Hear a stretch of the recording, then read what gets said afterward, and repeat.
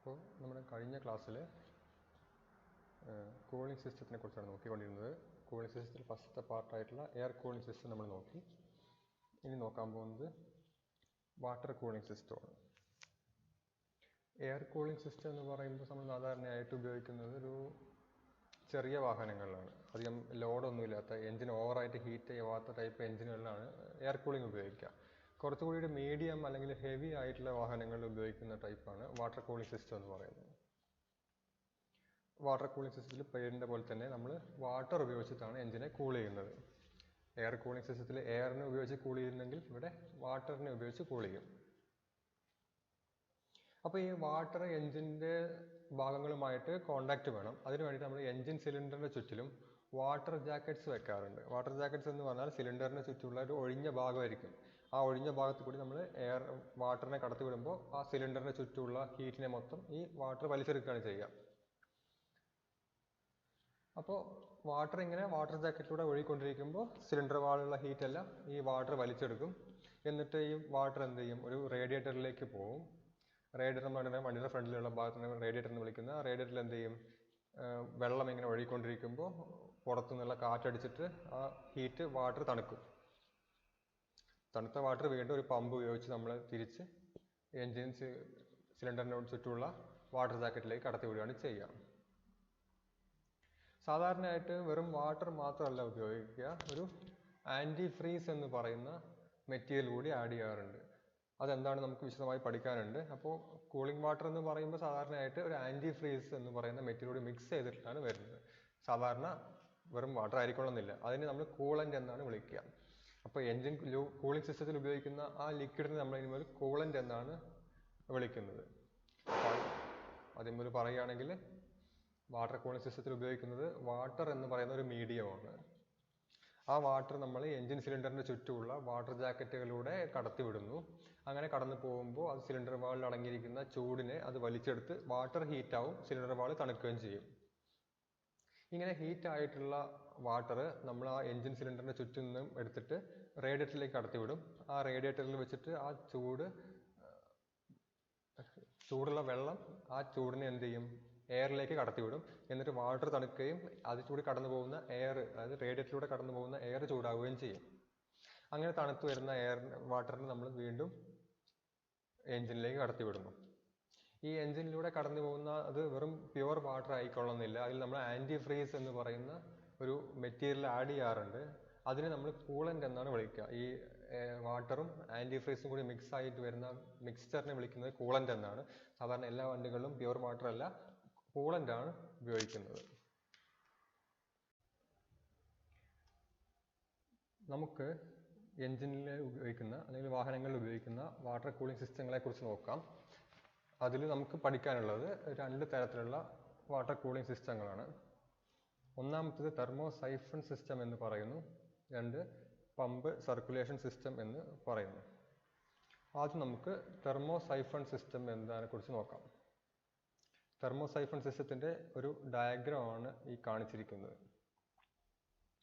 അതിൻ്റെ പ്രധാനപ്പെട്ട ഭാഗങ്ങൾ എന്ന് പറയുമ്പോൾ ഒരു എൻജിൻ്റെ സൈഡ് വരുന്നുണ്ട്. എൻജിൻ്റെ സൈഡ് എന്ന് പറയുമ്പോൾ കൂളൻ്റിന് ഈ ഹീറ്റ് അബ്സോർബ് ചെയ്യാൻ വേണ്ടിയിട്ട് സിലിണ്ടറിൻ്റെ ചുറ്റും വാട്ടർ ജാക്കറ്റുകൾ വെച്ചിട്ടുണ്ടായിരിക്കും.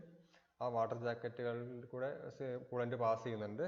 പിന്നെ താഴെ കാണുന്ന ഈ പൈപ്പ് ഒരു ഹോസാണ്. ആ ഹോസ് എന്ന് പറയുന്നത് റേഡിയേറ്ററിൽ നിന്നും എൻജിൻ്റെ ഉള്ളിലേക്ക് അല്ലെങ്കിൽ എൻജിൻ വാട്ടർ ജാക്കറ്റിലേക്ക് കൂളൻ്റിനെ കൊണ്ടുവരാൻ വേണ്ടിയിട്ടുള്ളതാണ്. ഈ മുകളിൽ കാണിച്ചിരിക്കുന്നത് ഒരു ഹോസ് പൈപ്പ് കൂടിയുണ്ട്. ആ പൈപ്പ് എന്തിനാണ്, എൻജിൻ്റെ ഉള്ളിലൂടെ സർക്കുലേറ്റ് ചെയ്ത കൂളൻ്റ് എന്ത് ചെയ്യും, ഹീറ്റ് ആവുന്നുണ്ട്. ആ ഹീറ്റായ കൂളൻ്റ് തിരിച്ച് റേഡിയേറ്ററിലേക്ക് കടത്തിവിടാൻ വേണ്ടിയിട്ടാണ് നമ്മൾ ഈ ഹോസ് പൈപ്പ് ഉപയോഗിക്കുന്നത്. അപ്പോൾ താഴെയുള്ളത് എൻജിൻ്റെ ഉള്ളിലേക്ക് കൊണ്ടുവരുന്നതും മുകളിലുള്ള പൈപ്പ് എൻജിനിൽ നിന്നും അങ്ങോട്ട് കൂളൻ്റിനെ റേഡിയേറ്ററിലേക്ക് കൊണ്ടുപോകുന്നതുമായിട്ടുള്ള പൈപ്പുകളാണ്. ഇനി എൻജിനിൽ കണക്ട് ചെയ്തിട്ടൊരു ഫാൻ ഉണ്ടായിരിക്കും. ഫാൻ എന്തിനാണെന്ന് വെച്ച് കഴിഞ്ഞാൽ റേഡിയേറ്ററിനുള്ളിലൂടെ എയറിനെ കടത്തിവിടാൻ വേണ്ടിയിട്ടുള്ള ഫാനാണ്. അങ്ങനെയാണ് വാട്ടറിനെ തണുപ്പിക്കുന്നത്, റേഡിയേറ്ററിൽ വെച്ച് തണുപ്പിക്കുന്നത്. ഇനി റേഡിയേറ്ററിൻ്റെ പ്രധാനപ്പെട്ട ഭാഗങ്ങൾ, റേഡിയേറ്ററിൻ്റെ ഫംഗ്ഷൻ എന്ന് പറയുന്നത് എൻജിനിൽ നിന്നും വരുന്ന ഹോട്ട് വാട്ടറിനെ എയറിലെ ഉപയോഗിച്ച് തണുപ്പിക്കുക എന്നുള്ളതാണ്. അപ്പോൾ എന്തൊക്കെയാണ് പ്രധാനപ്പെട്ട ഭാഗങ്ങൾ നോക്കുകയാണെങ്കിൽ, ഏറ്റവും മുകളിലുള്ള റേഡിയേറ്ററിൻ്റെ മുകളിലെ ടാങ്കിനെ റേഡിയേറ്റർ ഹെഡർ ടാങ്ക് എന്നാണ് വിളിക്കുക. താഴെയുള്ള ടാങ്കിനെ റേഡിയേറ്ററിൻ്റെ കളക്ടർ ടാങ്ക് എന്നാണ് വിളിക്കുക. ഈ രണ്ട് ടാങ്കുകളെയും കണക്ട് ചെയ്തുകൊണ്ട് റേഡിയേറ്ററിൻ്റെ ട്യൂബുകളുണ്ട്. ആ ട്യൂബുകൾക്കിടയിൽ റേഡിയേറ്ററിൻ്റെ ഫിൻസ് ഉണ്ടായിരിക്കും. അത് ഈ ചിത്രത്തിൽ കാണിച്ചിട്ടില്ല, നമുക്ക് വിശദമായിട്ട് റേഡിയേറ്ററിനെ കുറിച്ച് പഠിക്കുമ്പോൾ മനസ്സിലാവും. പിന്നെ മുകളിലായിട്ടൊരു ഫില്ലർ ക്യാപ്പ് ഉണ്ട് റേഡിയേറ്ററിലേക്ക് കൂളൻ്റ് ഒഴിച്ചു കൊടുക്കാൻ വേണ്ടിയിട്ടുള്ളത്. താഴെയായിട്ട് സാധാരണയായിട്ട് ഈ ചിത്രത്തിൽ കാണിച്ചിട്ടില്ല എങ്കിൽ കൂടി ഒരു ഡ്രെയിൻ പ്ലഗ് ഉണ്ടായിരിക്കും, അതായത് റേഡിയേറ്ററിൽ നിന്നും വെള്ളം റിമൂവ് ചെയ്യുന്നതിനായിട്ട്. പ്രധാനപ്പെട്ട ഭാഗങ്ങൾ എന്ന് പറഞ്ഞാൽ റേഡിയേറ്ററിൻ്റെ ഹെഡർ ടാങ്ക് ഉണ്ട്, ഏറ്റവും മുകളിൽ വരുന്ന ടാങ്ക്, താഴെ കളക്ടർ ടാങ്ക് ഉണ്ട്, റേഡിയേറ്ററിന് താഴെ വരുന്ന ടാങ്ക് എന്ന് പറഞ്ഞാൽ വലിയ ടാങ്ക് ഒന്നും ആയിരിക്കില്ല, ഒരു ചെറിയ കുറച്ച് കൂളന്റിനെ സ്റ്റോർ ചെയ്ത് വെക്കാൻ വേണ്ടിയിട്ടുള്ളതാണ്. ഈ രണ്ട് ടാങ്കുകളെയും കണക്ട് ചെയ്തുകൊണ്ട് റേഡിയേറ്റർ ട്യൂബുകൾ എന്ന് പറയുന്നുണ്ടായിരിക്കും. ആ ട്യൂബുകളുടെ ഇടയിൽ ഫിൻസ് ഉണ്ടായിരിക്കും, അത് ചിത്രത്തിൽ കാണിച്ചിട്ടില്ല എങ്കിൽ കൂടി. ഹെഡർ ടാങ്കിൽ ഒരു ഫില്ലർ ക്യാപ്പ് ഉണ്ടായിരിക്കും റേഡിയേറ്ററിലേക്ക് കൂളൻ്റ് ഒഴിച്ചു കൊടുക്കാൻ വേണ്ടിയിട്ട്. കളക്ടർ ടാങ്കിൽ സാധാരണയായിട്ടൊരു ഡ്രെയിൻ പ്ലഗ് ഉണ്ടായിരിക്കും, കാരണം റേഡിയേറ്ററിനെ കാലിയാക്കാൻ വേണ്ടിയിട്ട്. കളക്ടർ ടാങ്കിലാണ് കൂളായ കൂളൻ്റ് ഉണ്ടായിരിക്കുക, അത് തണുത്ത കൂളൻ്റ് ഉണ്ടായിരിക്കുക കളക്ടർ ടാങ്കിലാണ്. ആ ടാങ്കിൽ നിന്ന് അത് എഞ്ചിനിലേക്ക് കടത്തിവിടും. ചൂടായ കൂളൻ്റ് ആദ്യം എത്തുന്നത് ഹെഡർ ടാങ്കിലേക്കാണ്. അപ്പോൾ ഇതാണ് ഇതിൻ്റെ പ്രധാനപ്പെട്ട ഭാഗങ്ങൾ എന്ന് പറയുന്നത്. ഇനി ഇതിൻ്റെ വർക്കിംഗ് എങ്ങനെയാണ് നമുക്ക് നോക്കുകയാണെങ്കിൽ, എഞ്ചിൻ കണ്ടിന്യൂസ് ആയി വർക്ക് ചെയ്തുകൊണ്ടിരിക്കുകയാണ്. എഞ്ചിൻ വർക്ക് ചെയ്യുമ്പോൾ അതെന്ത് ചെയ്യും, ചൂടാവും, കൂളൻ്റ് ചൂടാവും. അപ്പോൾ ആ കൂളൻ്റ് ചൂടായി കഴിഞ്ഞാൽ സംഭവിക്കാൻ പോകുന്നത് എന്താണെന്ന് വെച്ച് കഴിഞ്ഞാൽ, തണുത്ത വെള്ളം താഴെയും ചൂടുള്ള വെള്ളം മുകളിലുമാണ് എപ്പോഴും നിൽക്കുക. നമുക്ക് ശ്രദ്ധിച്ചറിയായിരിക്കും, നമ്മൾ വെള്ളം തിളയ്ക്കുമ്പോൾ ഒക്കെ അറിയാമായിരിക്കുമല്ലോ, തിളച്ച് കഴിഞ്ഞാൽ തണുത്ത വെള്ളം മുകളിൽ നിന്ന് താഴത്തേക്ക് പോകുമ്പോൾ ചൂടായ വെള്ളം താഴെ നിന്ന് മുകളിലേക്ക് പോകും. അത് ഡെൻസിറ്റിയിലെ വ്യത്യാസം കൊണ്ടാണ്. ചൂടാകുമ്പോൾ എല്ലാ വസ്തുക്കളുടെയും ഡെൻസിറ്റി കുറയും. ഡെൻസിറ്റി കുറഞ്ഞത് ഒരിക്കലും എന്ത് ചെയ്യില്ല, താഴെ നിൽക്കാൻ പറ്റില്ല. ഡെൻസിറ്റി കുറഞ്ഞത് എപ്പോഴും മുകളിലും, ഡെൻസിറ്റി കൂടിയത് താഴെയാണ് നിൽക്കുക. അപ്പോൾ ചൂടുള്ള വെള്ളത്തിന് ഡെൻസിറ്റി കുറവായതുകൊണ്ട് തന്നെ മുകളിലേക്ക് പോവുകയും തണുത്ത വെള്ളത്തിന് ഡെൻസിറ്റി കൂടുതലായതുകൊണ്ട് തന്നെ അത് താഴത്തേക്ക് വരികയും ചെയ്യും. അപ്പോൾ ഈ വെള്ളം ചൂടായി കഴിഞ്ഞ് കഴിഞ്ഞാൽ അതിൻ്റെ ഡെൻസിറ്റി കുറയും, അത് മുകളിലേക്ക് പോകും എന്ന് പറഞ്ഞു. അപ്പോൾ ഇതിങ്ങനെ മുകളിലേക്ക് ഈ പൈപ്പ് വഴി മുകളിലേക്ക് പോയിട്ട് ഹെഡർ ടാങ്കിലേക്ക് എത്തും. ഹെഡർ ടാങ്കിൽ നിന്ന് അത് ഈ പൈപ്പുകൾ വഴി അല്ലെങ്കിൽ റേഡിയേറ്റർ ട്യൂബുകൾ വഴി താഴത്തേക്ക് പോയിക്കൊണ്ടിരിക്കുമ്പോൾ ഇങ്ങനെ കൂളായിട്ടുള്ള എയർ അടിക്കുന്നുണ്ട്. അത് ഈ ഫാൻ കാരണമാണ് അടിക്കുന്നത്. ഈ ഫാൻ എന്ത് ചെയ്യും, ഇങ്ങനെ എയറിനെ ഇങ്ങനെ വലിച്ചുകൊണ്ടിരിക്കുകയാണ്. കൂൾ എയർ ഇങ്ങനെ വലിച്ചുകൊണ്ടിരിക്കുമ്പോൾ ഈ വെള്ളത്തിൻ്റെ ഹീറ്റ് എയറിലേക്ക് ട്രാൻസ്ഫർ ചെയ്യുകയും തണുക്കുകയും ചെയ്യും. തണുത്ത് കഴിഞ്ഞാൽ അറിയാലോ, താഴത്തേക്ക് ഇറങ്ങി വരും. കളക്ടർ ടാങ്കിലേക്ക് എത്തുമ്പോഴത്തേക്കും, അത് ഹെഡർ ടാങ്കിൽ ഇരിക്കുമ്പോൾ ചൂടായിരുന്ന വെള്ളം ഈ ട്യൂബുകളിലൂടെ കടന്നു പോയിട്ട് കളക്ടർ ടാങ്കിലേക്ക് എത്തുമ്പോഴത്തേക്കും തണുത്തിട്ടുണ്ടായിരിക്കും. ആ തണുത്ത വെള്ളം വീണ്ടും എന്ത് ചെയ്യും, എഞ്ചിനിലേക്ക് പോകും. എഞ്ചിനിലേക്ക് പോയിട്ട് അത് ചൂടാകുമ്പോൾ അത് മുകളിലേക്ക് പോകും. മുകളിലേക്ക് പോയിട്ട് ഹെഡർ ടാങ്കിലേക്ക് എത്തും. ഹെഡർ ടാങ്കിൽ നിന്നും ട്യൂബ് വഴി താഴത്തേക്ക് ഒഴുകി വരുമ്പോഴത്തേക്കും അത് വീണ്ടും തണുക്കും. ഇതിങ്ങനെ സൈക്കിളായിട്ട് നടന്നുകൊണ്ടിരിക്കുകയാണ്. ഇതാണ് തെർമോസൈഫൺ സിസ്റ്റത്തിൻ്റെ വർക്കിംഗ് എന്ന് പറയുന്നത്. ഇതിൻ്റെ ഒരു പ്രധാനപ്പെട്ട ഒരു കാര്യം എന്ന് പറയുന്നത്, ഇതിന് പമ്പൊന്നുമില്ല, ഓട്ടോമാറ്റിക്കലി വെള്ളം മൂവ് ചെയ്യുകയാണ്. വെള്ളത്തിനെ മൂവ് ചെയ്യിക്കാൻ വേണ്ടി നമ്മൾ സെപ്പറേറ്റ് പമ്പോ ഒന്നും വെക്കുന്നില്ലല്ലോ. അപ്പോൾ ഈ ഡെൻസിറ്റി ഡിഫറൻസ് കൊണ്ട് മാത്രമാണ് എന്ത് ചെയ്യുന്നത്, ഈ സർക്കുലേഷൻ ഓഫ് കൂളൻ്റ് നടക്കുന്നത്. നമുക്കിനി തെർമോസൈഫൺ സിസ്റ്റത്തിൻ്റെ നോട്ട്സ് നോക്കാം. ഒന്നാമത്തെ പോയിന്റ് എന്ന് പറയുന്നത്, this is A simple system used in early automobiles and is obsolete now. ഒന്നാമത്തെ പോയിന്റ് പറയുന്നത്, ഇത് ആദ്യകാലങ്ങളിൽ ഓട്ടോമൊബൈൽസിൽ ഉപയോഗിച്ചിരുന്ന, വാഹനങ്ങളിൽ ഉപയോഗിച്ചിരുന്ന ഒരു സിസ്റ്റമാണ്. അത് ഇപ്പോൾ കാലഹരണപ്പെട്ടു, ഒബ്സൊലീറ്റ് ആയി എന്ന് പറഞ്ഞാൽ കാലഹരണപ്പെട്ടു എന്ന അർത്ഥം. ഇപ്പോൾ വാഹനങ്ങളിലൊന്നും ഈ സിസ്റ്റം, അതായത് തെർമോസൈഫൺ സിസ്റ്റം ഉപയോഗിക്കുന്നില്ല. രണ്ടാമത്തെ point, it consist of a radiator connected to the engine through flexible hose. ഇതിൽ എന്തൊക്കെയുണ്ട്, ഒരു എൻജിൻ, ഒരു റേഡിയേറ്ററും ഉണ്ട്. അവ തമ്മിൽ ഫ്ലെക്സിബിൾ ഹോസുകൾ ഉപയോഗിച്ചിട്ടാണ് കണക്ട് ചെയ്തിരിക്കുന്നത്. ഇവിടെ ഒരു ഫ്ലെക്സിബിൾ ഹോസ് ഉണ്ട്, ഇവിടെ ഒരു ഫ്ലെക്സിബിൾ ഹോസ് ഉണ്ട്. ഫ്ലെക്സിബിൾ ഹോസുകൾ ഉപയോഗിച്ചാണ് കണക്ട് ചെയ്തിരിക്കുന്നത്. ഫ്ലെക്സിബിൾ ഹോസ് എന്നാൽ വളയുന്ന ഹോസുകൾ, ഫ്ലെക്സിബിൾ പൈപ്പ് എന്നൊക്കെ കേട്ടിട്ടുണ്ടായിരിക്കുമല്ലോ. മൂന്നാമത്തെ പോയിന്റ് ആണ്, in this system the circulation of water is obtained from the difference in densities of hot and called region of cooling water. അതിൻ്റെ പോയിന്റ് നമുക്ക് നോക്കുകയാണെങ്കിൽ, ഇതിൽ എങ്ങനെയാണ് വാട്ടറിനെ ചലിപ്പിക്കുന്നത്, സർക്കുലേറ്റ് ചെയ്യിക്കുന്നത്. ഇങ്ങനെ വാട്ടർ ഇങ്ങനെ റൊട്ടേറ്റ് ചെയ്യുന്നുണ്ട്, ഇതിലെ വന്ന് വീണ്ടും അങ്ങോട്ട് പോയി തിരിച്ചു വന്ന് വീണ്ടും പോയി, ഇങ്ങനെ ഈ എഞ്ചിനും റേഡിയേറ്ററും തമ്മിൽ കണ്ടിന്യൂസ് ആയിട്ട് വാട്ടർ ഇങ്ങനെ അങ്ങോട്ടും ഇങ്ങോട്ടും കൈമാറ്റം ചെയ്യപ്പെടുന്നുണ്ട്. അതിന് കാരണം എന്ന് പറയുന്നത്, ഇതിനകത്തുള്ള കൂളിംഗ് വാട്ടറിൻ്റെ ഡെൻസിറ്റി ചേഞ്ച് ആണ്. എഞ്ചിൻ്റെ ഒരു താഴ്ഭാഗത്തുള്ള വെള്ളം തണുത്തതായിരിക്കും, മുകൾ ഭാഗത്തുള്ള വെള്ളം ചൂടായിരിക്കും. കാരണം താഴ്ഭാഗത്ത് വരുന്ന വെള്ളം ചൂടാകുമ്പോഴാണ് മുകളിലേക്ക് പോകുന്നത്. ഡെൻസിറ്റി എങ്ങനെയാണ് പറഞ്ഞിട്ടുണ്ടായിരുന്നു, തണുത്ത വെള്ളത്തിന് ഡെൻസിറ്റി കൂടുതലും ചൂടുവെള്ളത്തിന് ഡെൻസിറ്റി കുറവുമാണ്. അതുകൊണ്ട് തന്നെ എഞ്ചിനിലേക്ക് വരുന്ന വെള്ളം ചൂടാവുമ്പോൾ അതിൻ്റെ ഡെൻസിറ്റി കുറയുകയും അത് മുകളിലേക്ക് പോവുകയും ചെയ്യും. അങ്ങനെയാണ് വാട്ടറിൻ്റെ സർക്കുലേഷൻ നടക്കുന്നത്. നാലാമത്തെ point, the circulating water gets heat from the engine cylinders thereby cooling it. അപ്പോൾ ഈ സർക്കുലേറ്റിംഗ് വാട്ടർ, അതായത് കൂളിംഗ് വാട്ടർ എന്ത് ചെയ്യും, എഞ്ചിനിലേക്ക് വരുമ്പോൾ അത് എഞ്ചിൻ സിലിണ്ടറിൽ നിന്നും ഹീറ്റിനെ വലിച്ചെടുക്കുകയും അങ്ങനെ എഞ്ചിൻ സിലിണ്ടറിനെ തണുപ്പിക്കുകയും ചെയ്യും. അങ്ങനെ എഞ്ചിൻ സിലിണ്ടർ തണുക്കുമ്പോൾ വെള്ളം ചൂടാവും. അടുത്ത point, this heat is dissipated into the air to cool the water which is then again circulated back to the engine. അപ്പോൾ ഇങ്ങനെ ഹീറ്റായിട്ടുള്ള വാട്ടർ എന്ത് ചെയ്യും, റേഡിയേറ്ററിലേക്ക് പോവും. റേഡിയേറ്ററിൽ വെച്ചിട്ട് അത് എയറുമായിട്ട് സമ്പർക്കത്തിൽ വരികയും അത് വാട്ടറിനെ തണുപ്പിക്കുകയും ചെയ്യും. അങ്ങനെ തണുക്കുന്ന വെള്ളം വീണ്ടും എഞ്ചിനിലേക്ക് തിരികെ കടത്തിവിടുകയും ചെയ്യും. അടുത്ത പോയിന്റ് ആണ്, the heat transfer at radiator is by conduction and convection. ഈ റേഡിയേറ്ററിലുള്ള ഹീറ്റ് ട്രാൻസ്ഫർ എന്ന് പറയുന്നത് കണ്ടക്ഷനും കൺവെക്ഷനും വഴിയാണ്. കാരണം ആദ്യം എന്ത് ചെയ്യണം, ഈ റേഡിയേറ്റർ ട്യൂബുകളിൽ വെച്ചിട്ടാണ് ഹീറ്റ് ട്രാൻസ്ഫർ നടക്കുന്നത്. റേഡിയേറ്റർ ട്യൂബിൻ്റെ ഉൾഭാഗത്ത്, ഇതൊരു ട്യൂബുലാർ ടൈപ്പ് റേഡിയേറ്റർ ആണ്, വിശദമായിട്ട് നമുക്ക് പറയാനുള്ളതുകൊണ്ട് ഇപ്പോൾ പറയുന്നില്ല. ട്യൂബുലാർ ടൈപ്പ് റേഡിയേറ്ററിൻ്റെ ഉള്ളിൽ വെള്ളവും ഇതിൻ്റെ ചുറ്റിലും എയറുമാണുള്ളത്. ഈ ഉള്ളിലുള്ള വെള്ളം ആദ്യം ചൂടിനെ ഈ പൈപ്പ് മെറ്റീരിയലിലേക്ക് കടത്തിവിടും. ഒരു ബ്രാസ് ട്യൂബുകളായിരിക്കും. ആ ബ്രാസ് ട്യൂബുകൾ ഈ വെള്ളത്തിൽ നിന്ന് ചൂടിനെ വലിച്ചെടുക്കും. എന്നിട്ട് ഈ ബ്രാസ് ട്യൂബ് ഇരിക്കുന്നത് മൂവിങ് എയറിലാണ്. എയർ ഇങ്ങനെ കടന്നു പോയിക്കൊണ്ടിരിക്കുകയാണല്ലോ. ആ ചൂടിനെ ബ്രാസ് ട്യൂബ് എന്ത് ചെയ്യും, എയറിലേക്ക് കടത്തിവിടുകയും ചെയ്യും. അങ്ങനെയാണ് വാട്ടർ ചൂടാവുന്നത്. അപ്പോൾ ആദ്യം അതിനെ കണ്ടക്ഷൻ വഴി പൈപ്പിനെ ചൂടാക്കും. പൈപ്പ് അതിനെ കൺവെക്ഷൻ വഴി വീണ്ടും ഹീറ്റ് ട്രാൻസ്ഫർ നടത്തുകയും ചെയ്യുന്നു. അടുത്ത പോയിന്റ് ആണ്, the hot water flows to the radiator down through a number of small tubes which are exposed to the flowing air. നേരത്തെ പറഞ്ഞതുപോലെ തന്നെ ഹെഡർ ടാങ്കിൽ നിന്നും കളക്ടർ ടാങ്കിലേക്ക് പോകുന്നതിൻ്റെ ഇടയിൽ ഒരുപാട് ട്യൂബുകളുണ്ട്. ആ ട്യൂബുകളിലൂടെ കടന്നു പോകുമ്പോൾ ആ ട്യൂബുകൾ ഇരിക്കുന്നത് ഫ്ലോയിങ് എയറിലാണ് ഇരിക്കുന്നത്. അടുത്ത point, by the time the water reaches the bottom the water will be cooled by the air. മുകളിൽ നിന്നും ഹെഡർ ടാങ്കിൽ നിന്നും കളക്ടർ ടാങ്കിലേക്ക് വരുമ്പോൾ ഈ ട്യൂബുകളിലൂടെ ഒഴുകി വരുമ്പോൾ ഈ കൂളിംഗ് വാട്ടർ എന്ത് ചെയ്യുന്നുണ്ട്, കൂളിംഗ് എയർ ആ വാട്ടറിനെ തണുപ്പിച്ചെടുക്കുന്നു. അവസാനത്തെ point, some system also has fans mounted behind the radiator to increase the flow of air. ചില സിസ്റ്റത്തിൽ ഫാൻ ആയിക്കോളുന്നില്ല, സാധാരണയായിട്ട് ഫാൻ ഉണ്ടായിരിക്കും.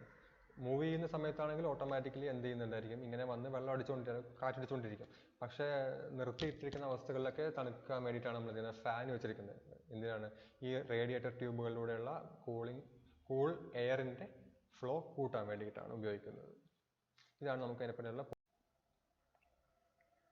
ഇനി നമുക്ക് തെർമോസൈഫൺ സിസ്റ്റത്തിൻ്റെ അഡ്വാൻറ്റേജുകളെ കുറിച്ചും ഡിസഡ്വാൻറ്റേജുകളെ കുറിച്ചും നോക്കാം. എന്തൊക്കെയാണ് തെർമോസൈഫൺ സിസ്റ്റത്തിൻ്റെ അഡ്വാൻറ്റേജ് അല്ലെങ്കിൽ ഗുണം എന്ന് പറയുന്നത് എന്ന് നോക്കുകയാണെങ്കിൽ ആകെ ഒരു ഗുണമുള്ളൂ, ആ സിസ്റ്റം സിമ്പിളാണ്. അതിന് കൊണ്ട് തന്നെ ഫസ്റ്റ് ഇംപ്ലിമെൻറ്റ് ചെയ്യാൻ അല്ലെങ്കിൽ ഫിക്സ് ചെയ്യാനുള്ള വില കുറവാണ്. ആലോചിച്ച് നോക്കുക, അതിനകത്ത് ആകെ ഒന്നുമില്ല, ഒരു എഞ്ചിനും ഒരു റേഡിയേറ്ററും മാത്രമേ ഉള്ളൂ. അത് തമ്മിൽ പൈപ്പുകൾ ഉപയോഗിച്ച് കണക്ട് ചെയ്തിരിക്കുകയാണ്. ഇത്രയും വളരെ സിമ്പിൾ ആയിട്ടുള്ള ഒരു സിസ്റ്റമാണ് ഇത്. അതുകൊണ്ട് തന്നെ അത് ഉണ്ടാക്കാനുള്ള ചിലവ് വളരെ കുറവാണ്. ഇത് മാത്രമാണ് ഇതിൻ്റെ അഡ്വാൻറ്റേജ്. ആലോചിച്ച് നോക്കുക, ഇതിപ്പോൾ ഉപയോഗിക്കുന്ന സിസ്റ്റം അല്ല, ആദ്യകാലങ്ങളിൽ വാഹനങ്ങൾ ഉപയോഗിച്ചിരുന്നതാണ്. ഇതേ സിസ്റ്റത്തിന് നമ്മൾ എന്ത് ചെയ്യാണ്, വീണ്ടും അഡ്വാൻസ് ചെയ്തിട്ടാണ് നമ്മൾ ഇപ്പോൾ ഉപയോഗിച്ചുകൊണ്ടിരിക്കുന്ന വാട്ടർ കൂളിംഗ് സിസ്റ്റം ഉപയോഗിക്കുന്നത്. ആദ്യകാലത്ത് ഉപയോഗിച്ചുകൊണ്ട് തന്നെ അതിന് വലിയ അഡ്വാൻറ്റേജുകളൊന്നുമില്ല. ഇപ്പോഴത്തെ വെച്ച് നോക്കുമ്പോൾ വളരെ മോശം സിസ്റ്റമാണ് ഇത്. അതുകൊണ്ട് തന്നെ അഡ്വാൻറ്റേജ് എന്ന് പറഞ്ഞു കഴിഞ്ഞാൽ ഇത്രേ ഉള്ളൂ, സിമ്പിളാണ്, ഇനീഷ്യൽ കോസ്റ്റ് കുറവാണ്, വില കുറവാണ്. ഇനി ഇതിൻ്റെ ഡിസഡ്വാൻറ്റേജുകളാണെങ്കിൽ ഒരുപാടുണ്ട്, നമുക്ക് നോക്കാം. ഒന്നാമത്തെ പോയിന്റാണ് കൂളിംഗ് റേറ്റ് ഈസ് ലോ. ഒന്നാമത് പറയുന്നത് ഇതിൻ്റെ തണുപ്പിക്കുന്നതിൻ്റെ റേറ്റ് വളരെ കുറവാണ്. ആലോചിച്ച് നോക്കുക, ഇങ്ങനെ എൻജിൻ നിന്നും വെള്ളത്തിനെ മൂവ് ചെയ്യിക്കുന്നത് ഓട്ടോമാറ്റിക്കലി മൂവ് ചെയ്യാണ് തനിയെ. ഒരു സിസ്റ്റം ഒന്നുമില്ല, പമ്പോ ഒന്നുമില്ല. അപ്പോൾ ഇവിടെ ചൂടാവുമ്പോൾ വെള്ളം തനിയെ മൂവ് ചെയ്യണം. അങ്ങനെ തനിയെ മൂവ് ചെയ്യുന്നതൊക്കെ വളരെ പതുക്കെയായിരിക്കും മൂവ് ചെയ്യുക. അതുകൊണ്ട് തന്നെ കൂളിങ്ങിൻ്റെ റേറ്റ് വളരെ കുറവായിരിക്കും. അടുത്തൊരു ഡിസഡ്വാൻറ്റേജ് ആണ് large quantity of coolant required.